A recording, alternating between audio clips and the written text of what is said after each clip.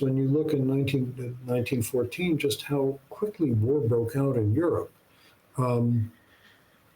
When countries are armed to the teeth, and of course today they have the power to destroy each other, so many times over in ways that are vastly beyond anything the world had in 1914.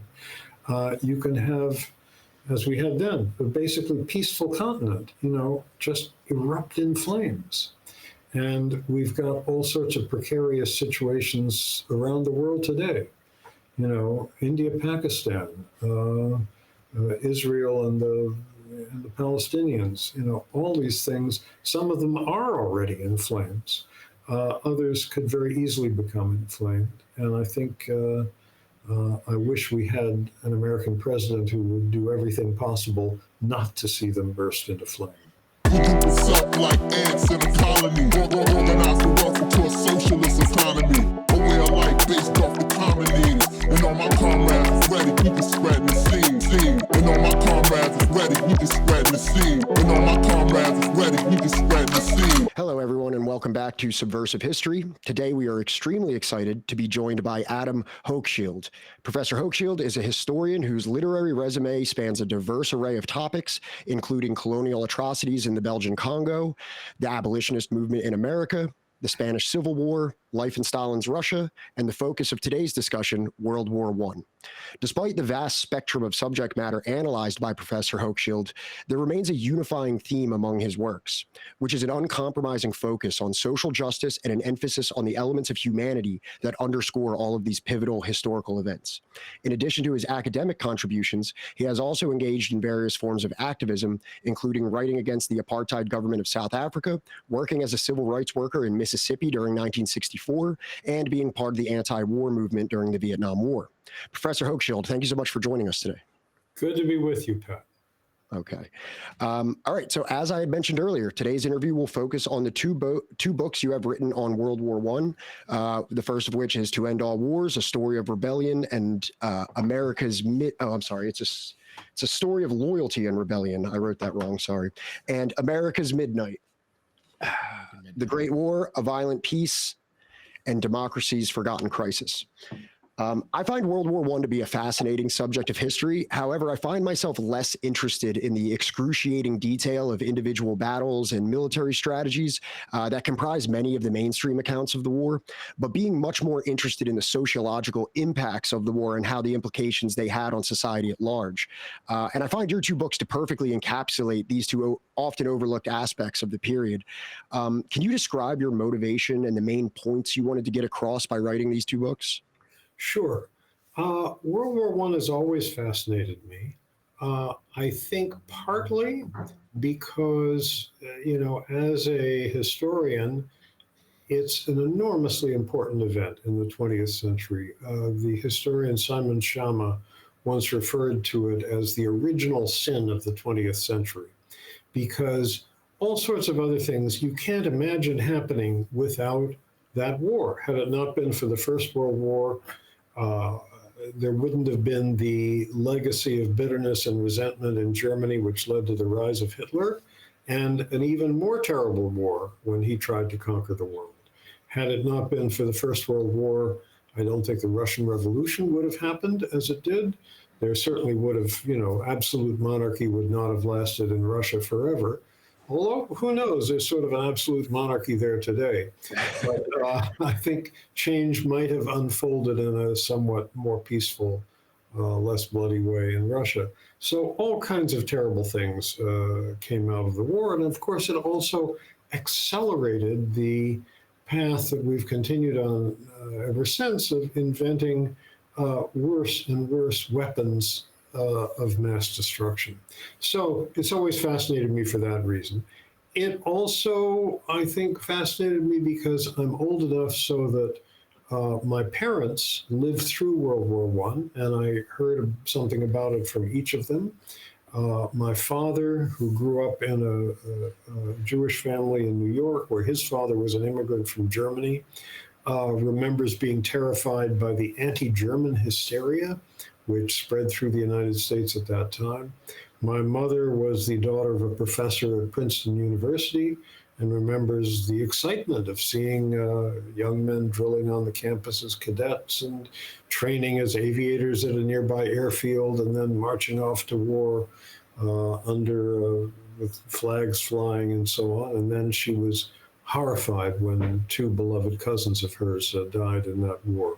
So they talked about it a lot, and some of their friends were World War I veterans. So it was always a part of my life. So I think those are the things that drew me to it. And then the more I read and learned about that war, 1914 to 1918, the more I realized it didn't have to happen. There's no logical reason for it. And that made me admire all the more the people who resisted it at the time and saw that this war was going to remake the world for the worse in every conceivable way, and who refused to fight or who supported those who refused to fight. So that was also part of the thing that was the propulsive force between these two books on that period that I've written. Yeah, and I think you illustrate that masterfully in these two books. I wanted to say, like, I read a lot of like books of history, and some of them are extremely like dry accounts with densely packed with information and valuable. But your writing style is almost more akin to like a novel. Like in both of these books, you kind of like take like the figures of these historical periods and make them almost like characters that you move with through them, and it makes the whole thing extremely engaging and a very, very enjoyable read compared to some works of history. I would definitely recommend that's how I try to write. You know, when I sit down to try to bring a piece of history alive, I think like a stage director or a film director. I'm going to hold a casting call. Who are going to be my characters for this period? Who are the people who embody the things that I'm talking about most clearly, most dramatically? And that often means who left a written trail behind them, because unlike a novelist or a film director, I'm not allowed to make any. So the best way to get into one of my books is to write a memoir, save all your letters, keep a diary, and encounter various interesting people who've been moved to write about their encounters with you. So I look for characters like that, and I certainly was lucky to find some interesting ones for both of these books. So before getting into the details of the war itself, I think it's important to establish the conditions of Europe that preceded the Great War. I think many with a cursory understanding of World War I would say that the war was caused by the assassination of Archduke Franz Ferdinand of Austria-Hungary. However, your book, To End All Wars, details several factors that made a great war between European powers almost inevitable. These include militarism, national alliances, and imperialism. Could you elaborate on these factors and how they created a volatile atmosphere in Europe? The atmosphere was volatile indeed, but it certainly, I want to emphasize again the idea the war didn't have to happen. Most wars break out over a country wanting a piece of land that is in somebody else's country. I mean, like Russia and Ukraine today, for example. In 1914, no European country openly claimed territory of another country. Furthermore, the continent was at peace. Britain and Germany were each other's leading trading partners. There was also booming trade between Germany and France. Everybody was getting along with each other very well. At the same time, there was something of an arms race going on. We crazy human beings have the capacity to have arms races even in the midst of peace. There was a naval arms race between Britain and Germany. And also, the nations of Europe were knit together by a couple of alliances. France and Russia had a very tight alliance. Britain was informally, but not officially, a part of that. Germany and Austria-Hungary were allied. Russia was very sympathetic to Serbia because they're fellow Slavs and so forth. So the assassination of the Archduke of Austria-Hungary by Serbian nationalists and the consequent ultimatum that Austria-Hungary gave Serbia, which really essentially wanted to subdue it and force it out of existence as a separate country, deeply upset the Russians. And everybody began mobilizing in Europe because in those days, it took several weeks to mobilize an army because most of your forces were reserves, people back in their civilian lives, and you had to mobilize them, get them to their units, put them back in uniforms, get the units to the frontier, and so forth. That meant whoever mobilized sooner had an advantage over the other side. So there was an incentive to mobilize quickly. Plus, there were these alliances that tied everybody together. And so when Austria-Hungary actually fired the first shots of the war against Serbia, that kind of ignited everything because then Russia came in defense of the Serbs. Germany, which had been pushing Austria-Hungary to be very aggressive here, immediately joined in support of Austria-Hungary. And then the Germans knew that they couldn't make advances in the east against Russia unless they subdued France. And they had a long-standing plan to do that. So they launched a big war against France. Britain didn't want France to die and leave them, facing a Channel coast of totally occupied by Germany. So Britain sent troops to France and joined in. And in the space of a few days, the whole continent was on fire. And just to follow up on that as well, I know that you had said that Germany, and I know that you had written about it too, that Germany was like very much interested in Austria-Hungary invading Serbia. But you also mentioned that like it seemed like that the Habsburgs weren't particularly perturbed by the assassination of Archduke Franz Ferdinand. Like that maybe the outrage of the assassination was not so much the motivating factor as opposed to like ulterior motives. I think it gave them the excuse to crack down on Serbia because Serbia was an independent country. However, there were a lot of ethnic Serbs within the Austro-Hungarian Empire. And the fact that there was an independent Serbia just next to it long worried the Austro-Hungarians. And of course, they had the Austria-Hungary itself was an amazing combination of different ethnicities that was held together fairly loosely and not very stably. The army had 9 official languages in which it functioned, so orders had to be repeated in all these languages. It was a very unstable conglomeration of people of different ethnicities, which eventually shattered by the end of the war. So, I mean, you discussed like the arms race that was going on, as well as like the volatility of the military alliances. But also, I mean, like, does imperialism play a factor into this as well? Like, I think you mentioned situations in Morocco, and then obviously, like, Germany was a little bit late to the colonial table. So I think that they were potential. I'm not sure. Like, did that play into it at all? I think it did in a little bit more indirect way in the background, in that Britain, France, and Germany had been kind of competing with each other for colonies in Africa. And in remarkably rapid succession, over a span of about 40 years, 1870, Africa, 80% of Africa was under indigenous rulers. By 1910, the eve of the First World War, virtually the entire country was European colonies and protectorates. Germany had gotten there a little bit later than Britain and France, although they had managed to seize 4 different colonies in different parts of Africa. But I think the moment the war started, each side began thinking, hey, if we win, we can seize the other guy's African colonies. And the British cabinet even established a committee called the Territorial Desiderata Committee about exactly which territories they wanted there. And they had their eye not just on the German territories in Africa, which did get divided up among Britain, France, and South Africa, but also on territory controlled by the Ottoman Empire in Turkey, which was an ally of Germany and Austria-Hungary. Right. The infamous Sykes-Picot agreement that you reference later in your book. All right. Another thing that I just found really interesting about this whole thing is before the Great War, European nations had a conception of warfare influenced by their previous campaigns. For France and Germany, it would be the Franco-Prussian War of 1870.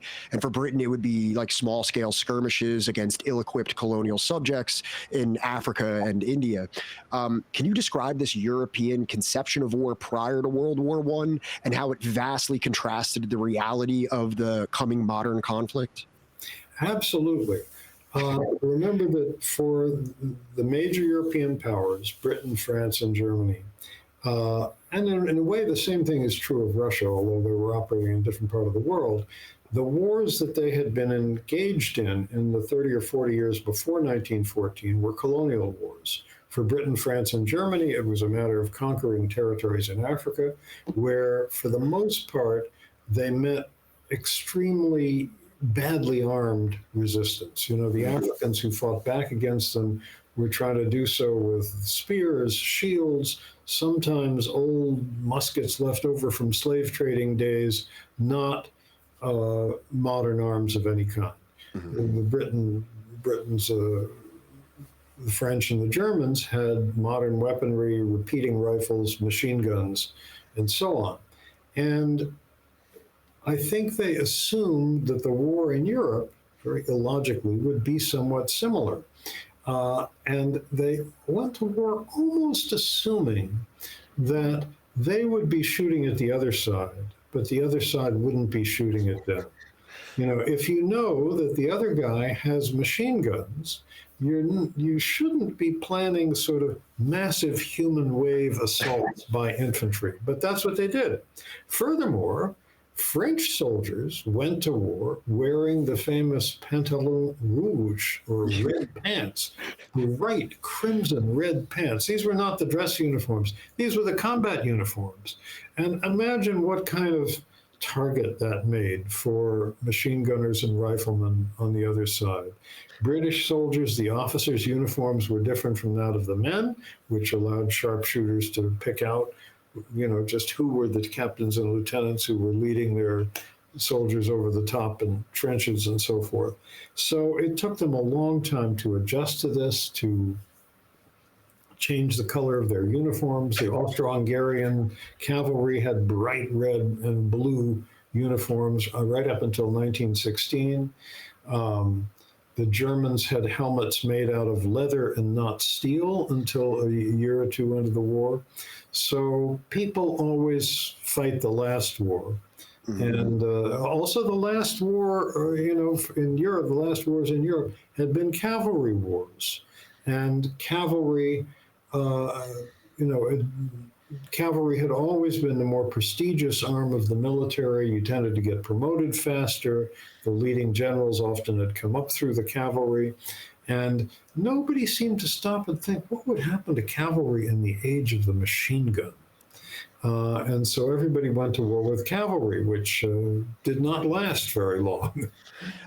Something that you mentioned in your book, a term that I just want to bring up to you is, quote, horse mad, unquote, which I found, it's morbid, but I found this somewhat humorous, this like undying attachment to the cavalry. Like even within, like, didn't they write at one point, they're like, even in the face of the machine gun, the cavalry, like it seemed like the European powers were just so, like that prestige of the cavalry, they like really, really had a hard time letting go of that, right?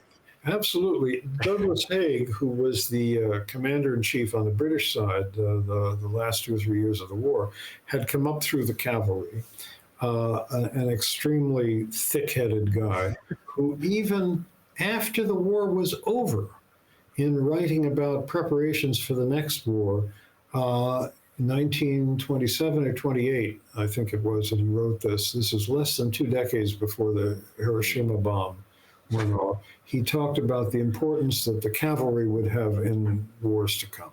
Yeah, very, very interesting part of that. In that, to my previous question about the conception of war and how it was an underestimated to the coming modern conflict, we talked about like the technological aspect of it, that there was like a quantum leap in military technology. But what about like the kind of feeling of war, like almost like a romanticism. It seemed like a lot of the elite of Europe viewed war in this like almost like positive or like purifying, like, oh, what this nation needs is a great war. It'll like kind of like fix things. Was there a sense of that going on in Europe? That was almost a desire of a war? I think there was, because people always imagine wars to be more glorious and more swift than they turn out to be. And again, Ukraine is a perfect example of that. Yeah. On the part of what the Russians imagined. Now, it's been going on for 3 years and still no end in sight. Right. And certainly people on both sides in Europe, I think, imagined that. They thought it would be over in a few weeks and a chance to, win medals and achieve a glorious victory. And especially if you were an officer, especially if you were a cavalry officer. And one of the striking things about the First World War is this. In most wars, it's the poor who do most of the dying. I mean, look at who make up the enlisted men and women of the U.S. Army today. These are folks coming very often from communities where there are very few other good jobs. In World War I, on both sides, the number of deaths was proportionally much higher among the aristocracy, the elite, educated people, because these were the officers who led their men out of the trenches in wearing these distinctive uniforms to make it more convenient for the sharpshooters on the other side. And the death toll was appalling. I mean, if you take one measure of eliteness, graduation from Oxford University in England, of the class of 1914 at Oxford, 31% were killed in the war. Wow. I mean, and there are astounding figures like that throughout the British, French, Russian, and German army. If you measure it in terms of, sons of the nobility, people of the upper classes, they died at a higher rate. Yeah, that's very interesting. So to kind of specify that previous question a little bit more, in To End All Wars, you described several prominent figures in Europe that viewed war as a potentially beneficial endeavor that would, in their opinion, improve society.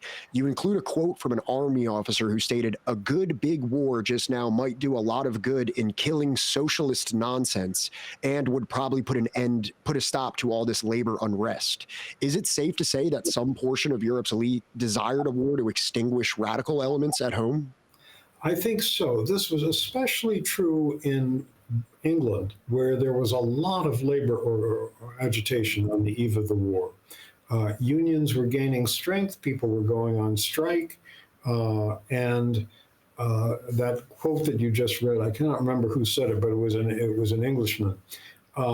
And there was very much a feeling that if we go to war, all these differences will be forgotten and everybody will root for our side in this patriotic war to come, which tends to be what happens in wars. People do put aside their differences on the domestic front, and that happened all over Europe. The socialist movement was very strong in Europe. There were 10 million socialist voters in Europe in 1914. And the Socialist International, the group that brought all these parties together every 2 years for conventions, was, filled with people who swore, "We'll never go to war. The workers of our country will never make war on the workers of your country." And yet, when those war alarms sounded and the armies were mobilized, the socialists, the working class, went to war just like everybody else. Maybe with a little less enthusiasm, but there was not widespread resistance. Right. Like prior to the war, or at least as war seemed to be approaching, the socialists were the most vocal opponents of the war. But then once the war began, that's perspective changed. But then as the war progressed, it kind of shifted back again, correct? Well, there were anti-war movements in all of the belligerent countries. France, Germany, Britain, and the United States, once the United States joined. There were people, and even in Russia as well, there were people who went to jail in all of these countries for resisting the war. And they have always fascinated me because I think they were right. they saw that this war was going to remake the world for the worse in every conceivable way.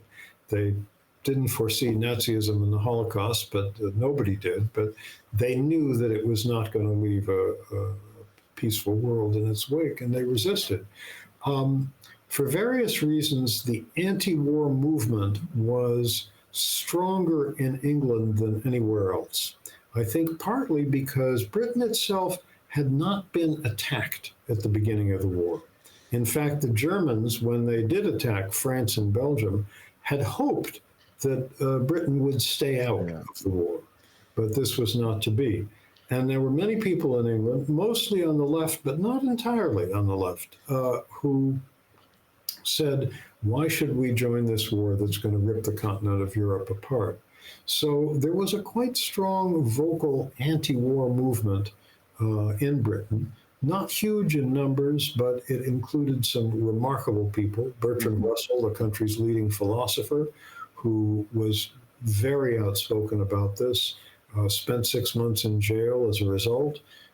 Keir Hardie, the leader of the Labour Party, who was just so crushed by the outbreak of war that he died in 1915. I think he really died of grief. And I was fascinated by these British anti-war figures, some of whom kept speaking out and going all through the war. 6,000 young men were jailed as conscientious objectors because they refused to fight, and jailed under really horrible, difficult conditions. Many of them died in prison.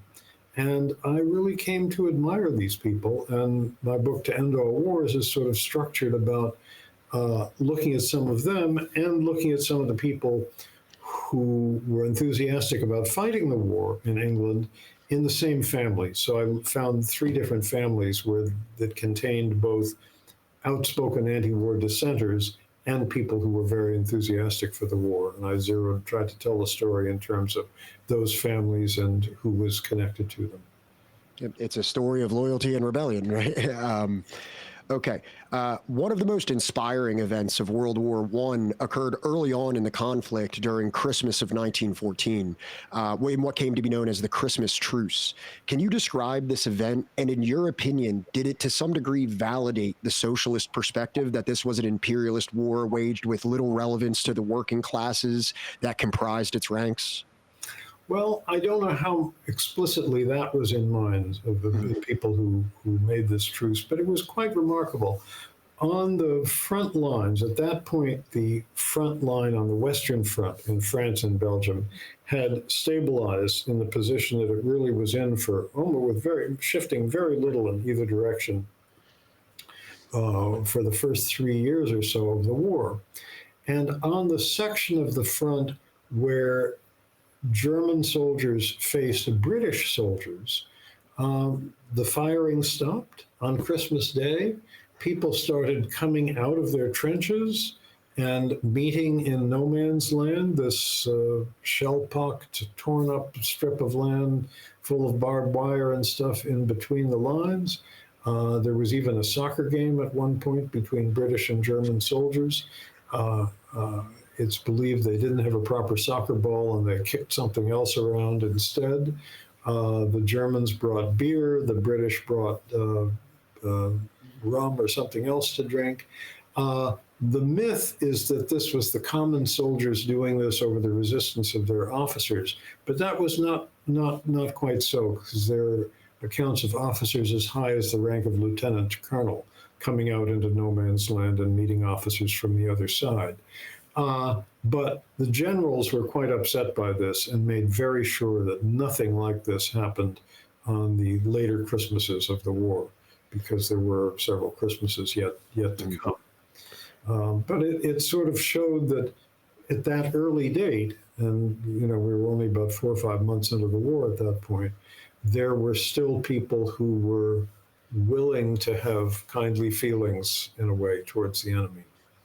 And, there was that instance on Christmas in 1914, but then this kind of motivated further, the situation of a live and let live that occurred across trenches that proliferated even further past 1914?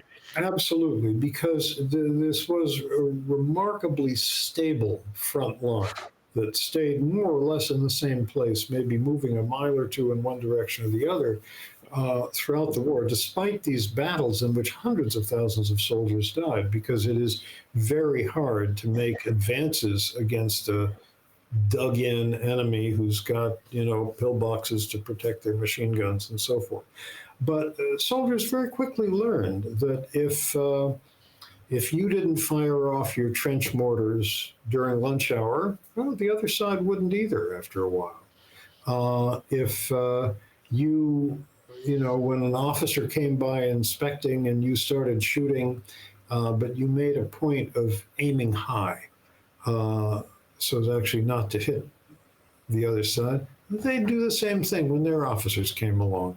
So there are all sorts of accounts of this kind of informal, low-level truce. Of course, this didn't last when one side or the other ordered a big attack, which happened so many times during the war. Okay. So a central theme in both of your books we are discussing today is the ways in which World War I provided a formidable pretense for governments to suppress undesirable domestic movements, namely socialists, labor unions, and minority communities.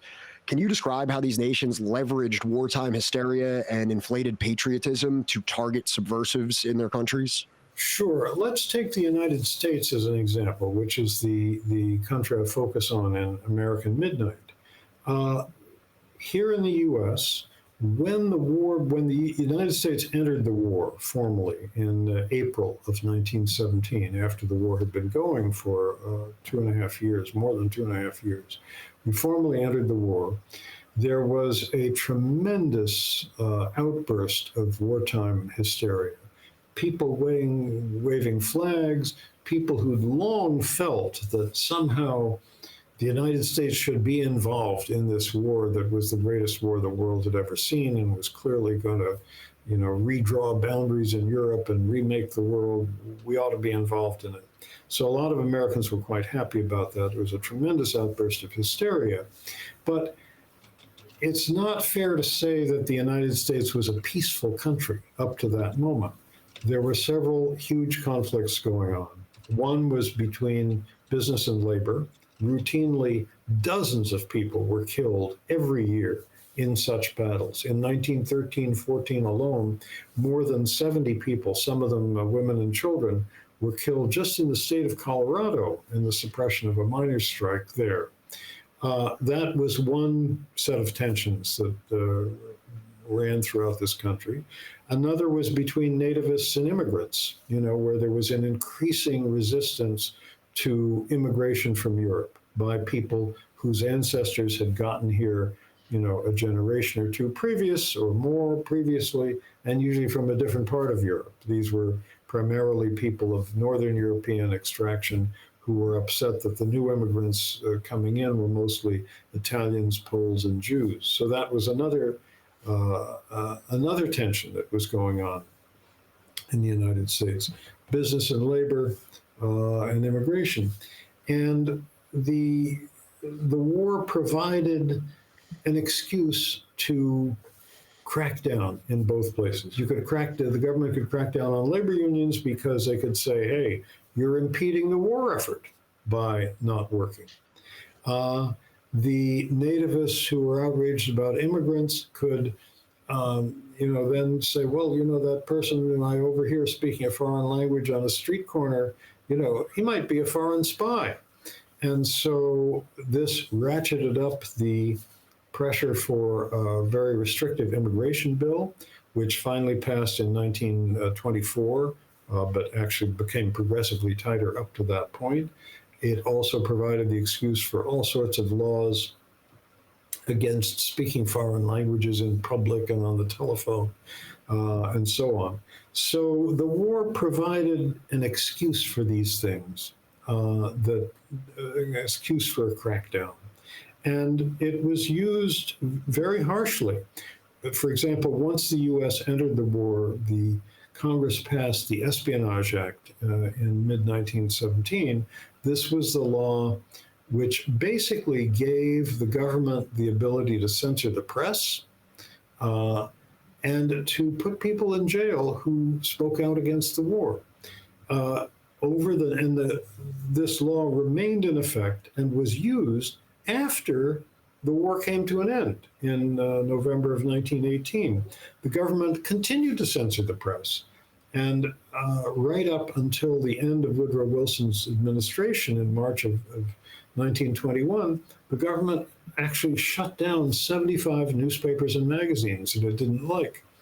During this period, 1917 to 21, roughly 1,000 Americans went to jail for a year or more, and a much larger number for shorter periods of time, solely for things that they wrote or said. They were political prisoners. So the war provided the excuse for a tremendous constriction of civil liberties in the United States. Mr. Hochschild. Yeah. So, sorry, I let my co-host kind of run the interview there for a minute, but I'm not a big fan of saying that history rhymes, right? Or I'm sorry, I'm not a big fan of saying that history repeats itself, but it's hard not to see it rhyming, especially with today's current political climate, especially in the U.S.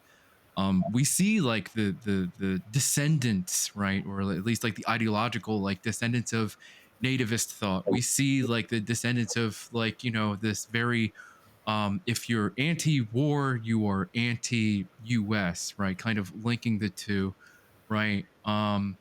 And we even see especially with the George Floyd protest not too long ago, and with the anti-immigrant sentiment that we saw in Ohio this past election, right?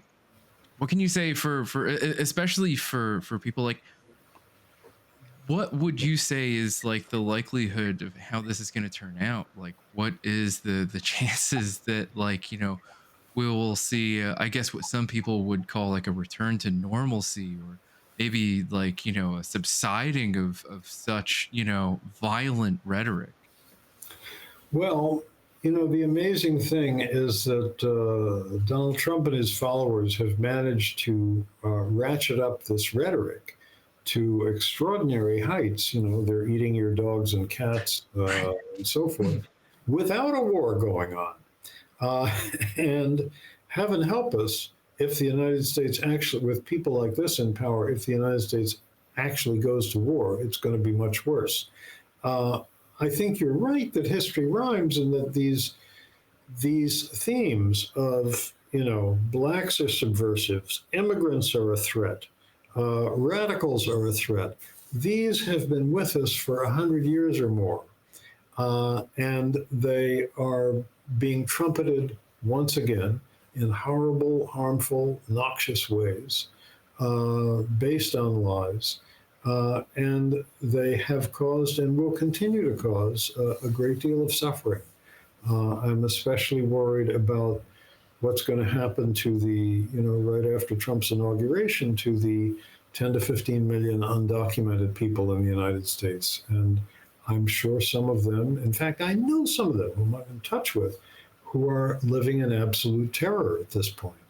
So this kind of chauvinism, has been with us for a long time, and we're not going to get rid of it easily. Yeah, I worry because, like I said, we see the ideological descendants of Yes. nativist thought, of very authoritarian beliefs, right? With the American flag draped around it. But what we do not see today is the what would you call the descendants of the IWW, the descendants of kind of the part that the Wobblies played, the part that the syndicalists played, the part that the American socialists and communists played, right, in sort of resisting this train of thought, no matter how marginal it was. It's just that we don't really see the same kind of strength behind it, where the post office, the son of a Confederate general, is left and right refusing to mail the publications of socialist newspapers and magazines. We see these things kind of almost freely, these ideas and thoughts freely traded on this new platform, the internet, the 21st century age. So I was wondering what your thoughts are Well, on. you're right that we don't have a strong movement at this point that is the equivalent of what the Socialist Party and the IWW were a little over 100 years ago. That's the equivalent of what the labor movement in this country was at its height in the 1930s, 40s, and 50s, where it was really quite a strong and significant force. Its numbers have shrunk dramatically. And I'm worried about that because we need not just good-hearted people who care about justice, but good-hearted people who care about justice and who are organized into effective movements if we're going to defeat this tide of craziness and prejudice that threatens to wash over this country in the next 4 years. And just to kind of, talk about that repression that was going on in the United States during World War I, your book, American Midnight, inventories the repressive measures enacted by the United States to combat the leftists, the pacifists, the conscientious objectors, and Black Americans, which these included, surveillance, arbitrary detentions, torture, urging the population to inform on enemies of the state, mandatory courses on patriotism in schools, and courts granting acquittals to citizens who engaged in, quote, patriotic murder, unquote. I think many Americans would likely associate these Orwellian tactics with like a Stalinist police state. Maybe not in the sense of like scale and severity, but do you believe this comparison would be valid? Yeah, I do. I mean, I've actually I've lived in Russia. I wrote a book about Stalinism in Russia, and unfortunately, people in many different countries have the capacity to be roused to a state of hysteria by malevolent leaders. It happened on a huge scale in Stalinist Russia, and there are ways in which it happened during this period of domestic terror in the United States, 1917 to 21. Here, I mean, one example in 1918, there was a coal miner in Collinsville, Illinois, who had the bad luck to be German-born. He was seized by a drunken mob, wrapped in an American flag, forced to sing the Star-Spangled Banner, and he was lynched. And they put the key members of the mob on trial, about a dozen of them, who were photographed holding little American flags in their hands. The jury deliberated 10 minutes while a Navy band played in the rotunda of the courthouse and found them all innocent. And this kind of thing happened again and again and again. There is something about war that tyrants can use to manipulate people into a kind of hysteria.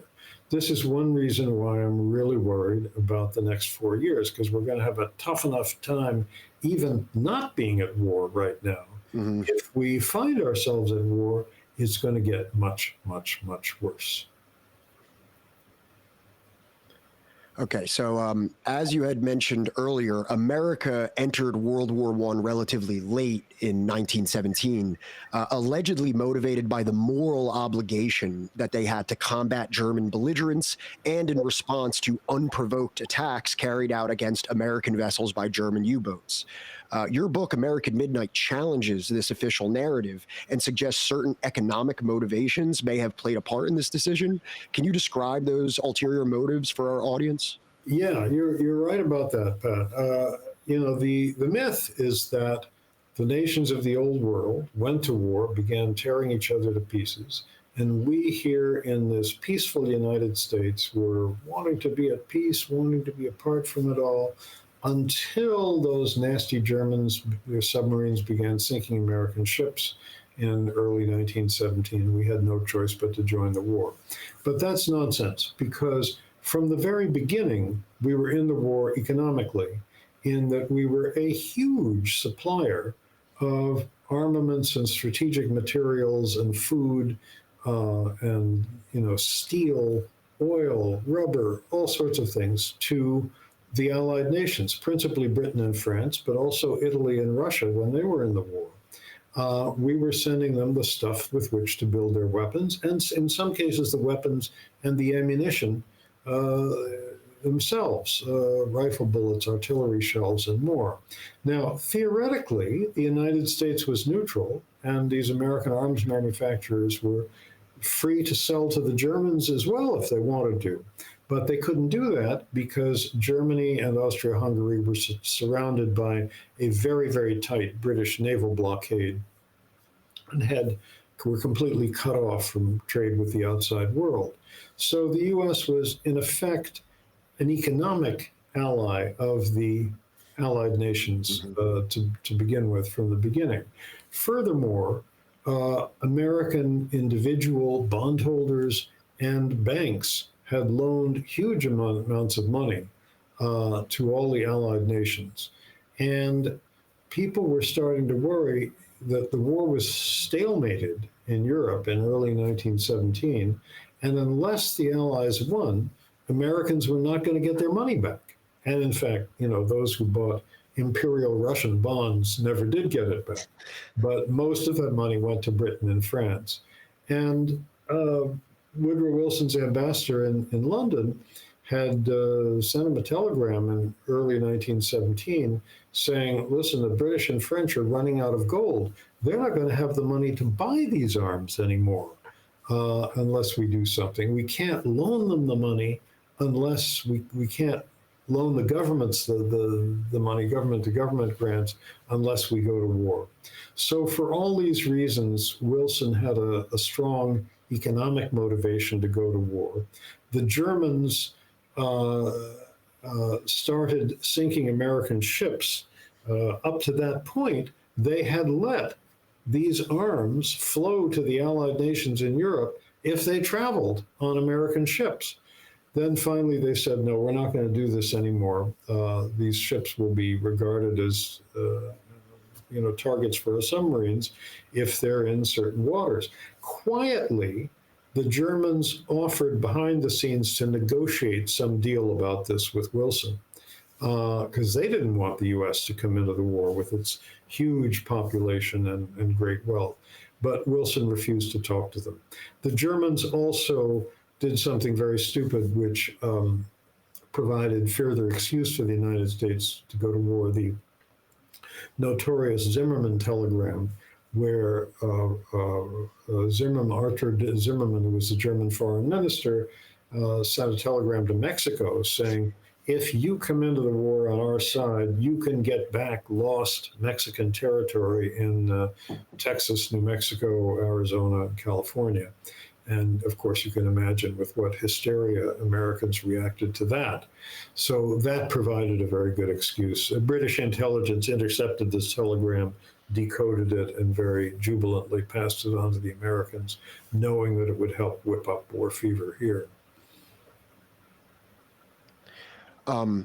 Something else that I found very interesting while reading your book was the kind of change in motivation towards the end of the war. This is essentially after the Bolshevik Revolution in Russia, whereas for the preceding years, there was this war like propaganda against the German brute, the German aggressors, the way that they attacked Belgium, and Germany was the prime target for all this propaganda and the focus of all these things. But then after the Russian Revolution, there was all these changes where I think it was Milner that said that like our war is no longer with the Germans, it's now with the Russians, and that our enemy is not the Boches, now it's the Bolsheviks. Would you say that there was like a significant shift in the concern towards the end of the war? Well, two things happened in 1917, of course, the two stages of the Russian Revolution. There was the so-called February Revolution where the Tsar was overthrown.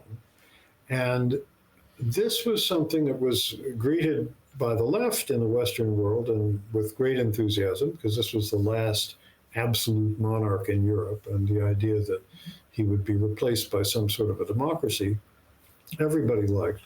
The Allied nations liked it because it had been sort of embarrassing to claim that they were fighting for democracy when they were allied with the last absolute monarchy in Europe. And in a way, it made it much easier for Wilson to then uh, urged the U.S. Congress to declare war in April of 1917, because now he could say, we're fighting to make the world safe for democracy, which he couldn't really say when Tsarist Russia was on our side. Then in October came or November came the Bolshevik Revolution, where the Bolsheviks took over Russia. And Albert Milner in England, who's a fascinating character and a major figure in my To End All Wars, who was very much on the right, but a very strategic thinker, thought, well, maybe the real threat to the world is Bolshevism. And maybe we should just rearrange things and join with the Germans in fighting against the Russians. Now, this idea didn't go very far, Right. but it's kind of intriguing that he talked about it and is on record as putting it out there privately during 1918. And then, of course, after Germany was defeated, the Western powers all joined in trying to defeat the Bolsheviks in Russia, sending troops, sending arms, and so forth to the white Russians who were fighting against them. They didn't risk sending large numbers of troops because they knew there would be mutinies if they did. After 4 years of brutal fighting on the Western Front, nobody wanted to, and where that had ended with an Allied victory, nobody wanted to die in Siberia. But they sent small numbers of support troops, money, supplies, arms, but it wasn't enough to defeat the Bolsheviks.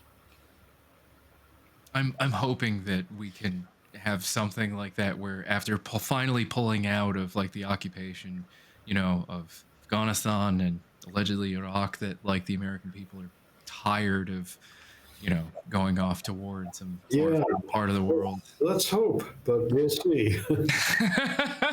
Time will tell. So to kind of get to the end of the official end of the war, Germany had been weakened by years of brutal fighting, immiserated to the point of starvation by the Allied naval blockade, and threatened by the growing number of American troops arriving in Europe. They then became willing to end the war and sign an armistice. What I learned from reading your books is that although an avenue for peace was already on the table, the Allies opted to continue the war to motivate Germany to accept their uncompromising demands. Can you describe this process and its consequences that occurred despite the opportunity to end the fighting? Yeah, it was an extraordinary end to this horrible war. The Germans came quite close to winning on the Western Front in 1918. They reached almost the gates of Paris. They had a very innovative military strategy. They broke through this deadlock on the Western Front. But then the combined force of British, French, and American armies pushed them back, pushed them back, pushed them back. And after about August 1918, the German High Command knew they were finished, knew there was no possible way they could win the war. The right wing in Germany had been aware of this likelihood for some time and had done their best to pin blame for anything that went wrong on pacifists, socialists, and Jews. And they made sure that when Germany finally did surrender, there was a socialist prime minister who could be blamed for it. They began sending out peace feelers to the Allies 4 or 5 weeks before the end, in early October 1918. The Allies kept rebuffing them, saying, in effect, we're going for a complete surrender. And then finally, the German High Command said, okay, we're willing to talk.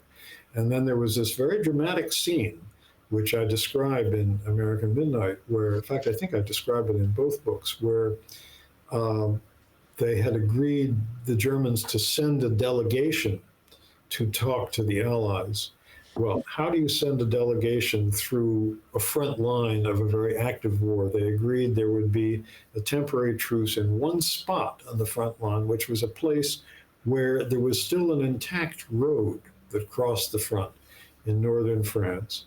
And, you know, early one evening, French soldiers saw three big automobiles carrying the German delegates with their headlights on and a bugler blowing the call for ceasefire on the first car. As they approached the front line, they drove across. They stopped in no man's land. This was all by prior arrangement. A French bugler came out, jumped on the car, and then they continued into France. And then they met the Allies, and the Allies said, essentially, here are our terms, which was in effect a complete surrender, and there'll be no negotiating. And the Germans were shocked, horrified. One of the generals began to cry. And the Allies said, we need, and Germany at this point, by the way, was completely collapsing. The Kaiser abdicated his throne. There were riots in Berlin. But the army was still intact, and the Allies knew that they just had to get the German high command to agree to it. So again, one of these cars went back through the front line, carrying the text of the demands to the German high command, who thought about it and then finally radioed their approval. And during these last few days, the fighting kept going at top speed. And then part of the agreement, which was signed in the railway car that was the headquarters of French Marshal Foch, who was the Allied commander-in-chief, they signed the agreement at 5 o'clock in the morning on November 11th, 1918, with the agreement that the ceasefire would take place at 11 o'clock that morning. And absurdly, the Allied armies, British, French, and American, all kept fighting at top speed, top volume, top number of shells fired right up until 11 o'clock in the morning. And there are thousands of soldiers who died needlessly that day during this last burst of fighting, when everybody knew there had been an agreement made to end it at 11 o'clock. And finally at 11 o'clock, the firing did stop. But, and then of course, Germany, where the population had been told right up to the last minute, we're winning with winning. There are a few temporary setbacks, but we really won. We almost reached Paris. Suddenly they realized this was not really an armistice, which was what it had been called, but it was a surrender. And then the terms of the peace treaty were very harsh. Germany had to pay reparations. Its territory shrunk. It lost a lot of its iron and coal reserves. This was felt to be very humiliating. And, you know, no matter what those surrender terms had been, the fact that Germany had lost almost 2 million young men and many others horribly wounded, it was a huge sacrifice, and what for? And this sort of created that bitterness which Hitler could make such good use of later on. So, and you referenced this, you described some of the details of it, but, you know, the Treaty of Versailles marked the official end of World War I. However, its ratification would portend future bloodshed. The treaty has become somewhat infamous and is generally regarded as one of the main causes of World War II. Do you agree with this interpretation of the Treaty of Versailles? You know, I think whatever the terms on which the war had ended, the results might well have been the same. It's true that the German right wing did point to the loss of territory. Germany lost about 10% of its territory as humiliation. It's true that they pointed to the fact Germany had to pay reparations. But in fact, the reparations were later quietly much, much lowered because the Allies realized that they wouldn't collect anything unless they allowed the German economy to rebound. But I think the fact that Germany had endured near starvation during the war because of the Allied blockade, had lost such a huge number of men, many others wounded, and had achieved nothing, would have left that residue of bitterness and resentment, no matter what the terms of the Treaty of Versailles had been. Yeah, I think it's oftentimes overlooked, especially by people today that very rarely know much about World War I to begin with. But the level of death right? Entire generations, and then not just from the war, but also from like the epidemic of flu that went through. Yeah, the flu epidemic. Yeah. That they're you know, which again, the rhyming of history is uncanny to say the least in this day and age. But like the amount of death, I don't think it is easy for people today to imagine that, like, you know, the last time I think Europe lost the amount of people that it had during World War One was what, the Black Plague? The plague. Yeah. Right? Like, you know, we're talking like hundreds of years in between the incredible amount of loss of life, right? Yeah. Loss of entire communities of like a generation of people. Yeah, I mean, the military death toll alone was about 9 million people. The civilian death toll, it sort of depends on how you count it, but it's been estimated as high as 20 million. But how do you count it? Do you count the Armenian genocide as part of that? That happened sort of with the war as an excuse. You know, these Armenians were betraying us, so we have to stamp them out. Do you count the deaths in the Russian Civil War and Revolution as part of this? Because I don't think that would have happened in the same way without the war. Anyway, it was a horrible catastrophe, and the world is still dealing with its consequences. Do we count the socialists and wobblies that were tarred, feathered, and, you know, taken away by men in black hoods? Right. Yeah. Okay, we just have like 2 or 3 more questions. Is that okay with you? Sure, fire away. All right. So one thing I wanted to ask you about was Woodrow Wilson's 14 points, and maybe the hypocrisy within that, where he vocally said that he supported like emancipation for colonized people and endorsed self-determination for people all around the world.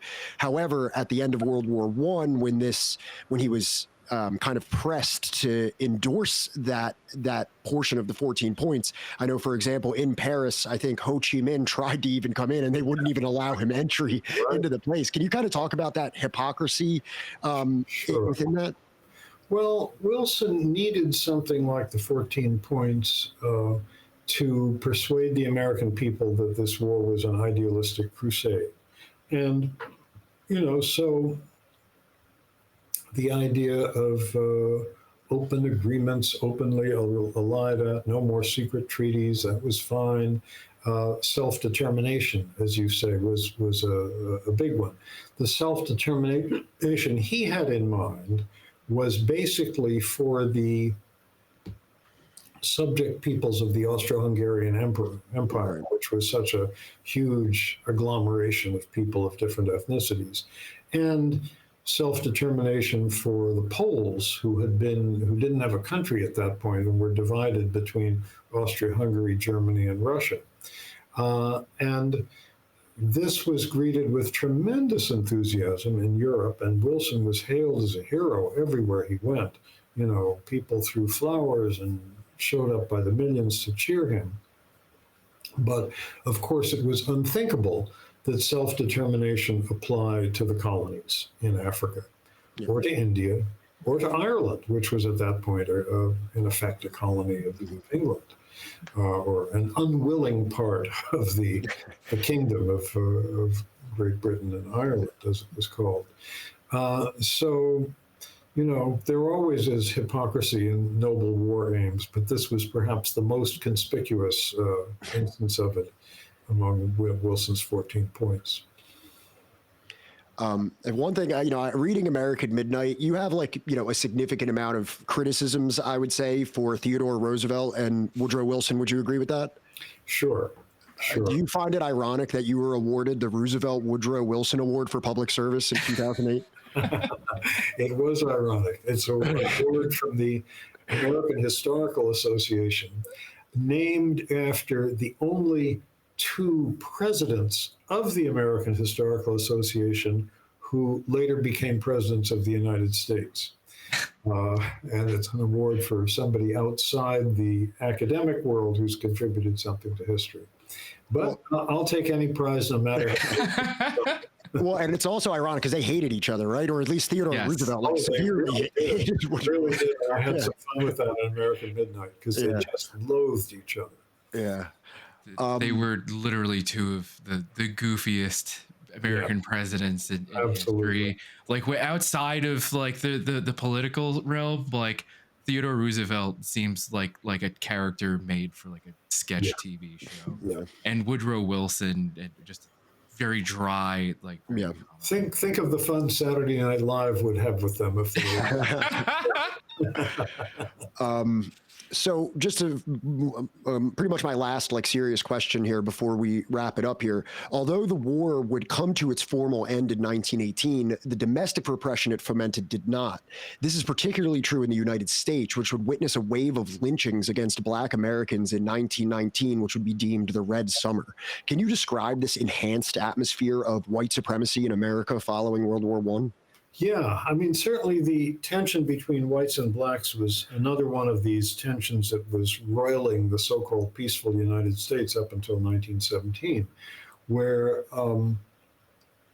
the South really didn't want to admit that it had lost the Civil War and tried to keep Black Americans in as subservient a role as absolutely possible. So they had inferior schools, inferior housing, inferior healthcare when they could get it at all, and so on. And we were a highly segregated country at that time. The war changed some things, partly because of the need for manpower. So, among the roughly 4 million Americans in uniform, there were some 400,000 Black Americans. Who were mostly relegated to inferior jobs in the Army. Nonetheless, all of these folks were demobilized in 1919, came home to the United States. Blacks and whites were competing for jobs very bitterly because the jobs weren't there, largely because the factories that had been making tanks and guns and ships and ammunition and war airplanes and so on had shut down. And that's why the summer of 1919 saw some of the worst racial violence in American history. They talk about it always as race riots, but that's the wrong word. It was really attacks by white mobs on Black neighborhoods. It happened in 24 cities all over the country. Many Blacks were lynched. The highest number of deaths, and nobody really knows what the number was, happened in Arkansas, where both local vigilantes and federal troops attacked Blacks who were trying to form a sharecroppers union. Dozens, possibly hundreds of people were killed. We don't know how many because their bodies were simply tossed in the Mississippi River and floated downstream. So this was a very, very rough time for Black people in this country. If I could just add one real quick thing, especially for prospective readers, or people that I hope will read your works, right? That oftentimes, like, we forget, like, the amount of time between things like the American Civil War and World War I. During this time, World War I, you have Confederate, like, parades of Confederate veterans. You have the children of Confederate veterans taking office within, like, political institutions. This really is not that. Did it just add that? Didn't Woodrow Wilson also like shake hands with like a Confederate kind of like reenactment thing or something like that? Right? Just to continue, John, just to throw that into there as well. Like while all this is happening, you have the president also like meeting with a Confederate. I forget exactly what it was, but meeting with them and shaking hands. I can tell you what it was. Woodrow Wilson was a Southerner. He was a Virginian, even though he came into politics by being governor of New Jersey, where he moved. But he was a Virginian, a loyal son of the South. He visited Robert E. Lee's home when he was president. In 1913, there was a reunion at Gettysburg of Union and Confederate soldiers who by then were in their 70s and 80s, who had fought in the battle at Gettysburg. And Wilson went there, spoke to the soldiers, to the Union and Confederate soldiers who were together, and told them this nation has healed its wounds, we'll leave all this behind, and wonderful that you're all here together. And, the soldiers from the two sides shook hands at the place where Pickett's charge had been stopped and so forth. So, and when this terrible racial killing happened in the summer of 1919, Wilson said almost nothing about it and made no attempt to stop it with federal troops. It's so interesting that in this period of heightened paranoia where subversives are being rooted out and jailed and detained and all of these things, that simultaneously the president is greeting literal secessionists, like actual like traitors to America, while simultaneously thinking that there's German spies and Bolsheviks and all of these things around every corner. In one of those, I think it was Omaha. Wasn't one of these? I don't want to say one of these. Instead of calling it a race riot, it's more of a pogrom. One of these pogroms, I think in Omaha, was actually instigated like purely for political purposes, right? Like somebody manufactured the concept of a sexual assault, and I think that was St. Louis, wasn't it? Maybe, I'm not sure. Do you know what I'm talking about? There was a guy who was trying to get the existing mayor out of office. The mayor was a quite decent guy who was almost killed in trying to stop a black man from being lynched. But one of his political opponents felt that if there was a destructive race riot on his watch, it would ease him out of office. Right. Okay, so that's all the questions I have, Johnny. Before I have like one concluding remark, but is there anything else you want to throw in there, Johnny?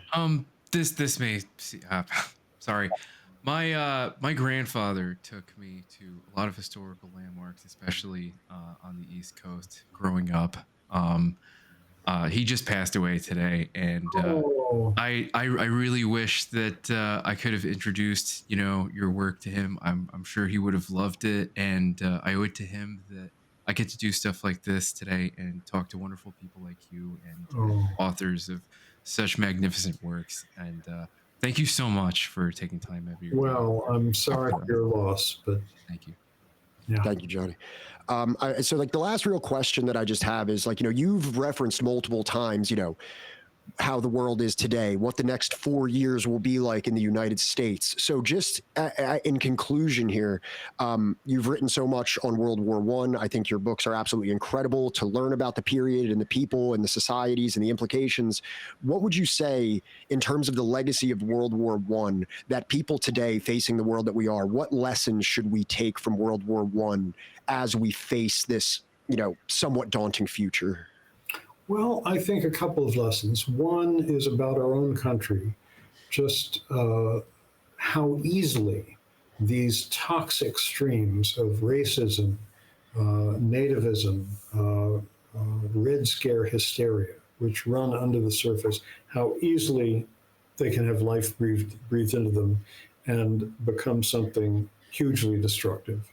It happened on a huge scale just over 100 years ago, and those currents are still there. We saw them on January 26, 2021, and we may see them again. That's one lesson. I think the other lesson is when you look in 1914, just how quickly war broke out in Europe. When countries are armed to the teeth, and of course today they have the power to destroy each other, so many times over in ways that are vastly beyond anything the world had in 1914.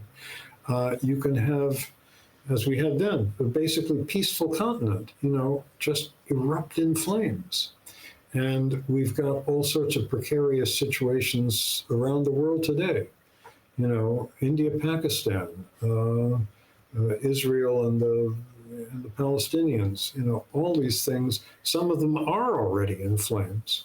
Others could very easily become inflamed. And I think I wish we had an American president who would do everything possible not to see them burst into flame. Adam Hochschild, thank you so much for joining us today. We're a pretty small channel, so having a historian of your stature willing to come on and speak to us about your books, we are just extremely grateful. So thank you so much for speaking with us today. Well, thank you, Pat and Johnny, and good luck to you. And also, I'm such a huge fan of your book about the Belgian Congo, King Leopold's Ghost. Sometimes down the line, if you would be willing to come on again, I would love to have a similar discussion with you about that book. Sure. Okay. Great. Okay. Thank you so much. We appreciate it so deeply. So don't run around here trying to make friends with somebody who's depriving you of your rights. They're not your